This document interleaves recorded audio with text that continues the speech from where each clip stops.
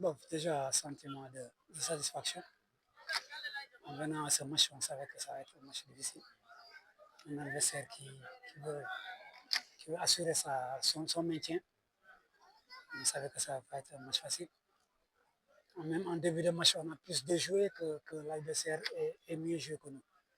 Maintenant, on s'est amélioré en marquant 2 buts, ce qui nous a un peu relancé dans le match. C'est comme ça. Quand on joue en compétition, et comme je le disais ces jours-ci, on est leader, il faut avoir un comportement de leader. Ouais, je sais, nous, on a des joueurs des joueurs de ballon. J'ai insisté pour qu'on puisse garder le ballon, mais pas garder le ballon dans notre moitié de terrain. Essayer de camper le jeu dans le camp adverse. Demander à nos milieux de terrain de jouer pour s'orienter vers l'avant. Parce qu'en premier mi-temps, en début de match, on gardait le ballon, mais on le gardait dans notre propre zone. On ne jouait pas pour avancer. Dès qu'on a commencé à jouer à avancer, c'est là où on a eu des opportunités pour scorer. Ce n'est pas un match, comment dirais-je, déterminant qui va déterminer la montée.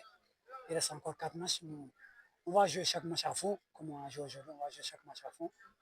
Même pour dire si il est décidé que par rapport aux autres matchs qu'on est monté, les matchs récents, on va jouer, on va en aucun moment fausser l'esprit de la compétition, on va jouer tous les matchs à fond. waaw yëg-yëg bu njëkk bi rek mooy kontaante parce que ñun bu ñu ñëw fi dañ ñoo jéem a gagné mais xamoon nañ ne match bu métti la ñuy joué te match bi ni ñu ko waxee bu ñu ko démarré ñun ñoo ko xaw a métti du adversaire bi sax moo football solo mais ñun ñoo ko xaw a métti suñu bopp ba encaissé si but mais aussi comme ni ñu yàgg wax rek suñu bëggee xëccoo il faut ñu am comportement yàlla def na tey ñoo nekk ci kanam il faut ñu am comportement ku nekk ci kanam voilà loolu moo tax ñu continuer teg ballon bi jouer pour dem ci kanam parce que benn moment dañ doon téye ballon bi suñu moitié terrain daal ñun jël ballon bi avancé te bañ ko commencé teg pour dem kanam dem nañ kanam te am na lu mu feeñ quoi moo tax ñu am ñaari bii mooy xam nga ñun ay joueurs yi ñu am joueurs yi dañoo mën a à la limite miinante nañ dañoo mën a football comme ay joueurs de ballon lañ